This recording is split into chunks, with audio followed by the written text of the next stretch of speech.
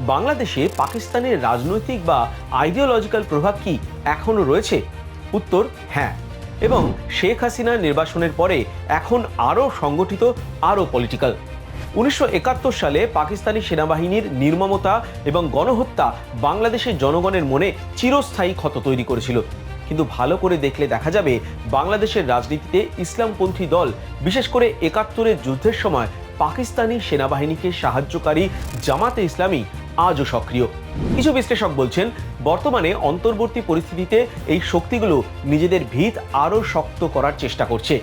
একই সঙ্গে বলা হচ্ছে যে এই ধর্মীয় রাজনৈতিক শক্তিগুলোর সঙ্গে পাকিস্তানের পুরনো আদর্শগত যোগাযোগ এখনো ফিকে হয়নি। পাকিস্তান লিঙ্ক রাজনৈতিক ইসলামিক শক্তিগুলোর উত্থান মানে ভারতের উত্তর পূর্ব রাজ্যগুলোর জন্য নিরাপত্তার হুমকি। এর প্রভাব চূড়ান্তভাবে ভারতের বিরুদ্ধে যাবে।